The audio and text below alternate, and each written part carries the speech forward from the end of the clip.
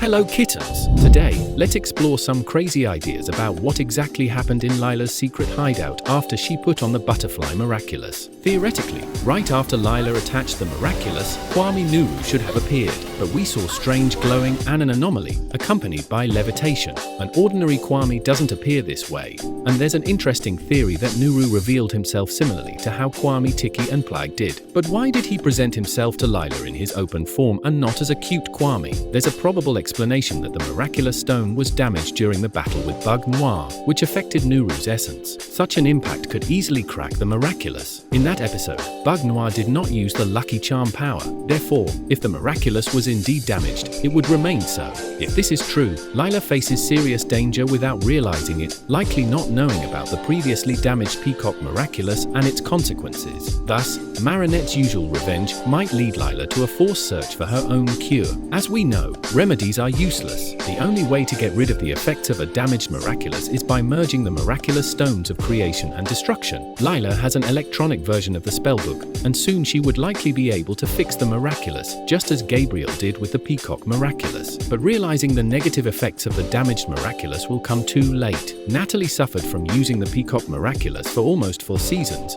and Layla will endure no less. This will give her the strongest motivation since her life will be at stake. This seems like a reasonable theory to me. There's also an opinion that the anomaly could come from a parallel world. Despite the special episode about the parallel world being a separate story, much was left unsaid. The appearance of the anomaly is quite likely, especially since the writers hinted that we will see crossovers with characters from parallel worlds again. The intertwining of parallel worlds is an interesting idea, and you'll likely be interested in seeing Trix and Cat Noir again. The next theory involves Time Tagger, who was presumably created by Chrysalis. This hypothesis can be combined with the theory of the damaged Miraculous stone. I'll explain in order. Layla used the damaged Miraculous and gradually felt worse. Possibly, she did not immediately realize that her health was deteriorating due to the butterfly Miraculous. Later in the future, she decrypted the book and repaired the Miraculous stone. But to fix everything, she creates a time traveler, Time Tagger, and sends a flash drive to herself in the past. Natalie suggested such a solution to Gabriel,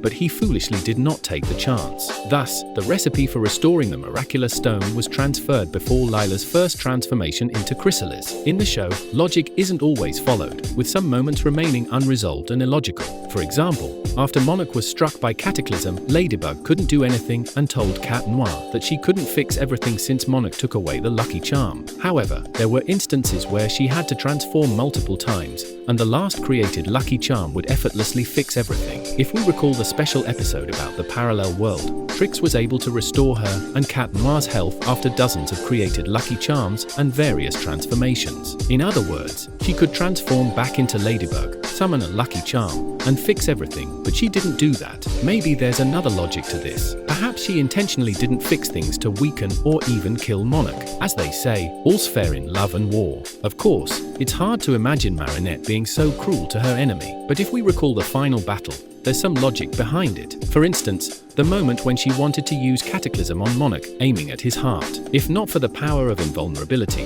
Monarch would have died. Or the moment when she destroyed the elevator shaft and directed its fall towards Adrien's mother's capsule. She cruelly played on her opponent's emotions and managed to defeat him. Would Adrien approve of this act? How would he feel about Ladybug if he knew the details of that battle? She mentioned words that directly prove Adrien's unusual birth method, saying that Gabriel locked him in rings to control him. In the end, she placed the double rings of Gram de Vanille on Adrien's finger, and for the first time in his life, he felt free. It's interesting how Marinette will continue to meet him after learning about his unusual birth. Even Bunnix mentioned that their future relationship is complicated. Oh, I can't wait for the 6th season to come out. It feels like time is dragging too slowly. Let's go back to the beginning of this video. Which theory about the mysterious glow and levitation of objects seems more plausible to you? If you have your own theory, write to me, and I'll definitely give it a like and a heart. Subscribe to the channel and hit the bell. Goodbye, my dear ones. Bye-bye.